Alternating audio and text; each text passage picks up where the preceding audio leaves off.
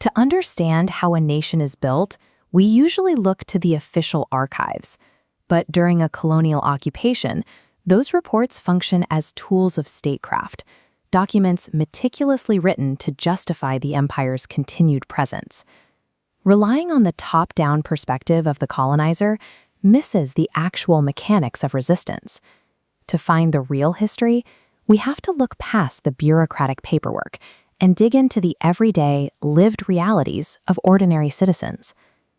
The first major crack in the British Empire's armor happened late in the afternoon of May 10, 1857, in the military cantonment of Meerut. Native sepoys broke ranks and seized the armory, taking control of the weapons and ammunition. Within hours, this localized defiance triggered a massive, violent mutiny.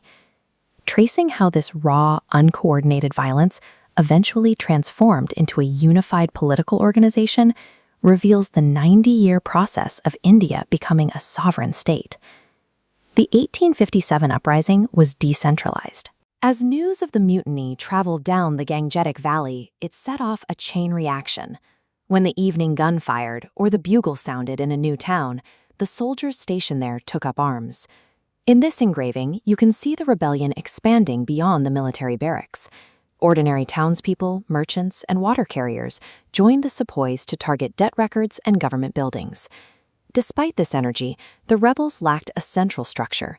They needed a recognizable, traditional symbol of authority to unify their different factions and give the movement necessary political weight. They rode into Delhi and surrounded the aging Mughal emperor Bahadur Shah. He was a reluctant leader with little actual power, but the sepoys forced him to give the rebellion his formal blessing. The mutineers proved the British military was not invincible. Yet by relying on an outdated monarchy and lacking a cohesive central plan, they remained vulnerable to a coordinated counterattack. The British response was exact and overwhelming. They moved reinforcements into the region, using military force to retake major cities and dismantle the resistance. To discourage future uprisings, the empire utilized what historians call performative terror. Executions were staged in wide-open public spaces, designed to instill psychological fear in the surrounding population. While the army secured the physical territory, the empire opened a second front.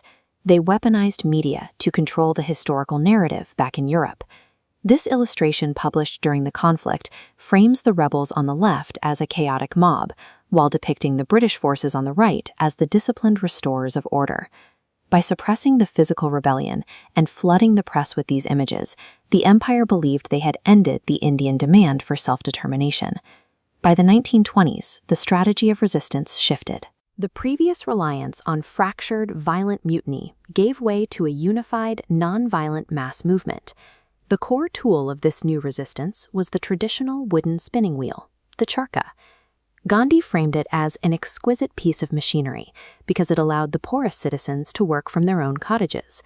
This simple spinning machine decentralized economic power across the nation.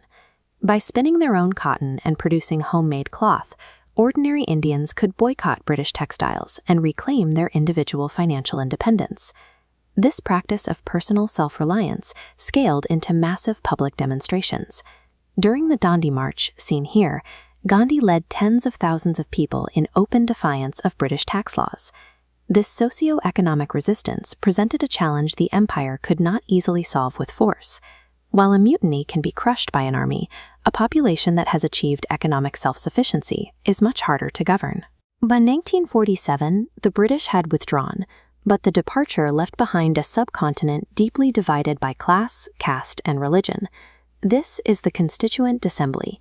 These leaders were tasked with designing a legal framework robust enough to hold a diverse nation together and heal the divisions of the past.